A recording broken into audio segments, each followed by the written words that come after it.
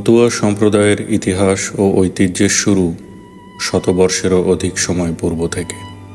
অতি প্রাচীন এই ইতিহাস সম্পর্কে জানার একমাত্র মাধ্যম তৎকালীন ভক্তমণ্ডলীর লিখিত গ্রন্থাবলী। গ্রন্থ লেখার কাজ মূলত গুরুচাঁদ ঠাকুরের আমল থেকে শুরু হলেও তার অধিকাংশই সীমাবদ্ধ ছিল ভক্তমহলের লেখনীতে। সে লেখনীগুলো প্রাচীন ইতিহাসের আংশিক দলিল হলেও তা সম্পূর্ণ নয়, কেননা ভক্তের লেখনীতে কেবল তার আরাধ্যের স্তুতির ইতিহাসই ঠাঁই পায়, এ ভিন্ন অন্য কিছু নয়। ঠাকুর পরিবারের কোনো সদস্যের দ্বারা ওড়াকান্দি বা মতুয়া সম্প্রদায়ের প্রকৃত ভেতরের কথা তখনও লেখা শুরু হয়নি। তবে পরবর্তীতে এ বিষয়ে প্রথম একটি যুগান্তকারী পদক্ষেপ নেন গুরুচাঁদ ঠাকুরের আপন নাতি, পশ্চিমবঙ্গ ঠাকুরনগরের প্রতিষ্ঠাতা শ্রী প্রমথরঞ্জন ঠাকুর ওরফে পিয়ার ঠাকুর। তিনি সরাসরি আপন ঠাকুরদাদা শ্রী শ্রী গুরুচাঁদ ঠাকুরকে দেখেছেন এবং সেই সময়কার প্রাচীন ইতিহাসের একজন জ্বলন্ত বাস্তব সাক্ষীও ছিলেন। তাই তার লেখনী দ্বারা মতুয়া সম্প্রদায়ের বা ওড়াকান্দির যে সত্য ইতিহাস আমরা খুঁজে পাব, তা হয়তো অন্য কারো লেখনীতে সেভাবে পাওয়া যাবে না। তাই আজ আমরা এ পর্বে শ্রী প্রমথরঞ্জন ঠাকুর মহাশয়ের স্বরচিত আত্মজীবনী তথা আত্মচরিত বা পূর্বস্মৃতি গ্রন্থ থেকে মতুয়া ইতিহাসের কিছু গুরুত্বপূর্ণ প্রশ্নের উত্তর খোঁজার চেষ্টা করব।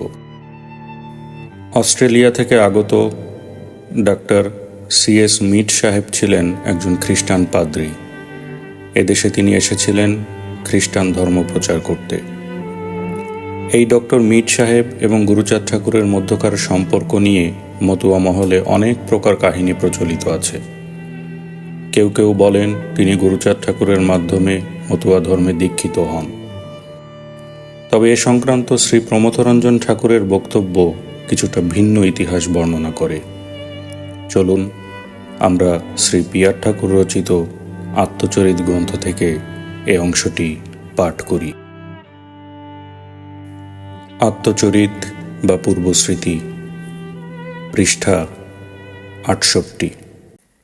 ডাক্তার মিডের ওড়াকান্দি আগমন ও তথায় মিশন স্থাপন প্রসঙ্গে আরেকটি বিষয় বলা হইতেছে। ডাক্তার মিড যে স্থানে তাহার মিশন কুঠি নির্মাণ করিয়াছেন, সেই স্থানে খ্রিস্ট ধর্মের উপাসনাগৃহ অর্থাৎ গির্জা নির্মাণ করিবার স্থানের অভাব হইয়াছিল। এজন্য আমার পিতামহ আমাদের বাড়ির সংলগ্ন পশ্চিম দিকের জমিতে ওই গির্জা নির্মাণ করিতে অনুমতি দিয়াছিলেন এবং তখন কথা ছিল যে যখনই মিশনের গির্জা নির্মাণ করিবার স্থান পাওয়া যাইবে, তখনই ওই গির্জা তথায় স্থানান্তরিত হইবে। এই স্থানে গির্জা কয়েক বৎসরই অবস্থিত থাকে এবং খ্রিস্টানগণ তথায় থাকিয়া প্রতি রবিবারে উপাসনা করিতে থাকেন।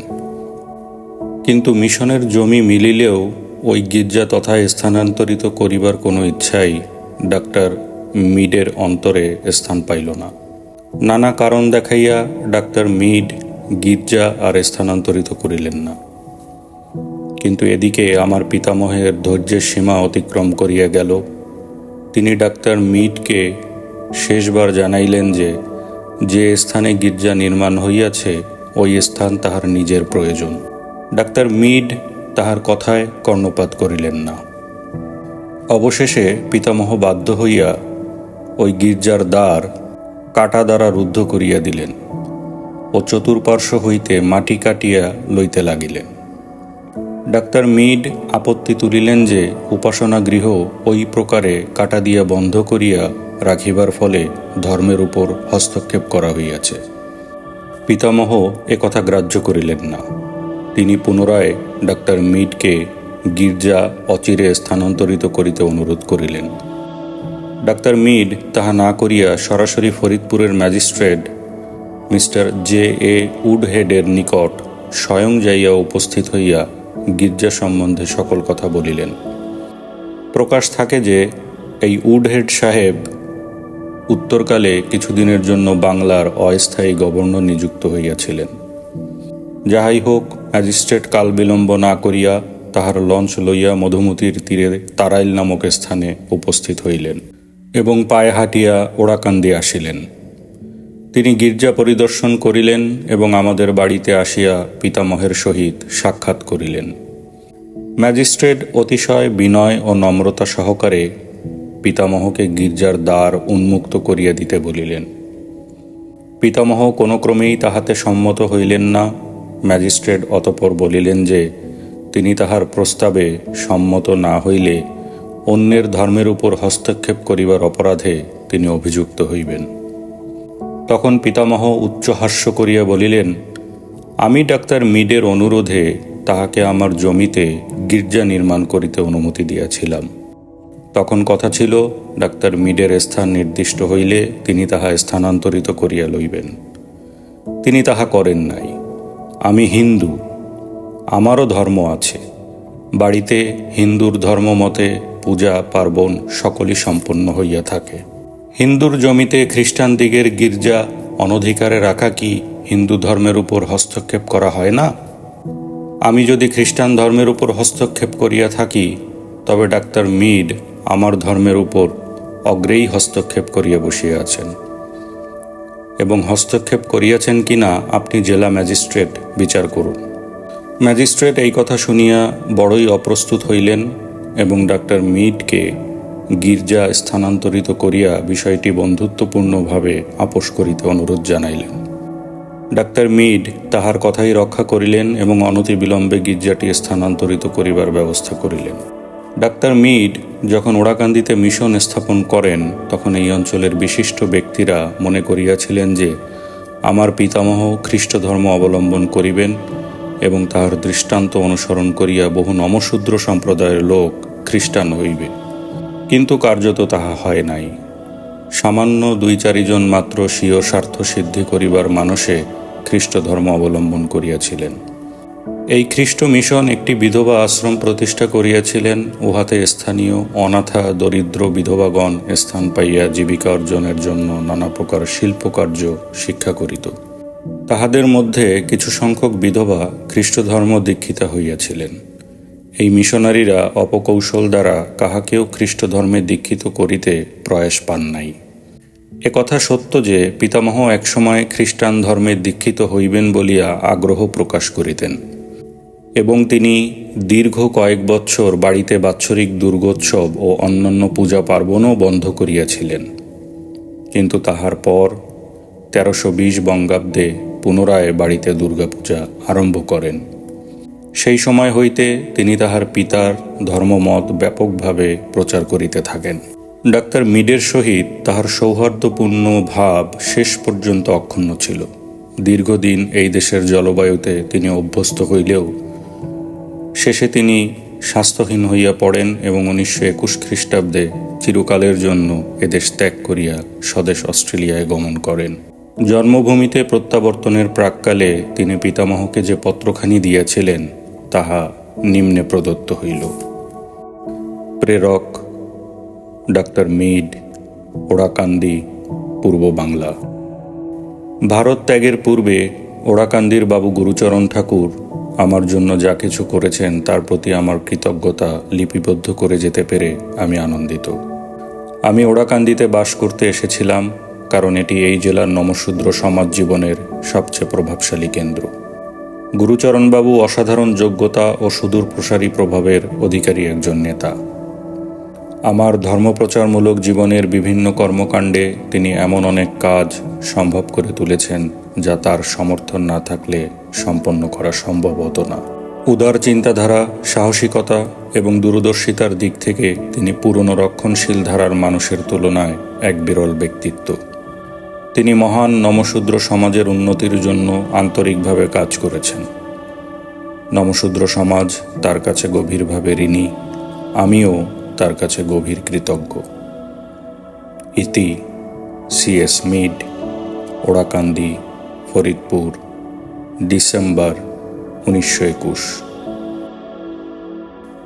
সুপ্রিয় দর্শক শ্রোতা, উপরোক্ত অংশে আমরা দেখতে পেলাম ওড়াকান্দির ঠাকুর বাড়িকে কেন্দ্র করে মিড সাহেবের খ্রিস্টান ধর্ম প্রচার এবং গির্জা স্থাপনকে কেন্দ্র করে গুরুচাঁদ ঠাকুরের সাথে মীর সাহেবের সম্পর্কের অবনতি ঘটে, যা ম্যাজিস্ট্রেট বা আদালত পর্যন্ত গড়ায়।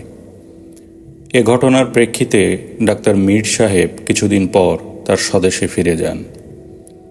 এছাড়াও গুরুচাঁদ ঠাকুরকে লেখা তার শেষ চিঠিতে একবারের জন্যেও হরিচাঁদ ঠাকুরের নাম উল্লেখ না করা, গুরুচাঁদ ঠাকুরকে গুরু বা আরাধ্য সম্বোধন না করা, গুরুচাঁদ ঠাকুরের নাম গুরুচরণ বাবু উল্লেখ করা ইত্যাদি কোনোভাবেই কোনো গুরু শিষ্যের সম্পর্কের ইঙ্গিত করে না, বরং তা ইঙ্গিত করে একজন বিদেশির সাথে এদেশের একজন মহান মানুষের এক বিশেষ বন্ধুত্বের, যার ইতি ঘটে কিছুটা তিক্ত অভিজ্ঞতার ভেতর দিয়ে। তবে সম্পর্কের ইতি যেভাবেই ঘটুক, উক্ত বন্ধুত্ব যে আজীবন অক্ষুণ্ণ ছিল তাও আমরা শ্রদ্ধেয় পিয়ার ঠাকুরের লেখনীতে দেখতে পাই। এ ব্যাপারে তিনি তার গ্রন্থে লেখেন, ডাক্তার মিডের ওড়াকান্দি ত্যাগ করিবার পরেও মিশনের কার্য অতি সুন্দরভাবে পরিচালিত হইত। মিস টাক ও মিস টমসনের উদ্যোগে ও প্রচেষ্টায় বিধবাগণের জন্য একটি আশ্রম প্রতিষ্ঠিত হইয়াছিল, তাহা পূর্বেই বলিয়াছি। এছাড়াও মিশন বাড়িতে একটি নারীদিগের জন্য শিল্পভবন ও প্রসূতি ভবন স্থাপিত হইয়াছিল। ইহা দ্বারা গ্রামের দরিদ্র গৃহের নারীদিগের অশেষ কল্যাণ সাধিত হইয়াছিল। আমি দেখিয়াছি, গ্রামের ওলা ওঠা কিংবা অন্য কোনো ব্যাধি সংক্রামকভাবে দেখা দিলে মিশনের এই সহৃদয়া মহিলা দুইটি গৃহে গৃহে যাইয়া রোগীর চিকিৎসার ব্যবস্থা করিতেন এবং সংক্রামক ব্যাধি যাহাতে আর বিস্তার না করিতে পারে তাহার জন্য সাবধানতা অবলম্বন করিতে উপদেশ দিতেন। আমি অদ্যাবধি তাহাদের দয়ার কথা স্মরণ করিয়া থাকি এবং বিস্মিত হই বিদেশি মিশনারিদিগের পরোপকার করিবার তীব্র আকাঙ্ক্ষা কি প্রকারে তাহাদের সর্বত্যাগী করিয়াছিল। এই প্রকার পরহিত ব্রতে ব্রতী মিশনারিগণের চেষ্টা দ্বারা আমরা মহা উপকার প্রাপ্ত হইয়াছি। আমাদিগের প্রত্যেকেরই তাহাদিগের আদর্শে জীবন গঠন করিতে চেষ্টা করা কর্তব্য। আমরা ইহদিগের নিকট চিরকৃতজ্ঞ থাকিব।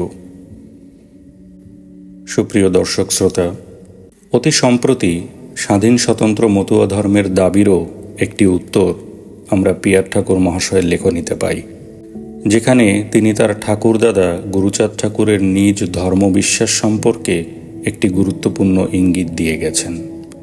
যেমন উক্ত বইয়ের 119 পৃষ্ঠায় পিয়ার ঠাকুর লিখছেন, শ্রী শ্রী ঠাকুরের ভক্তগণ আমার পিতামহকে তাহার অবতার বলিয়া জ্ঞান করে।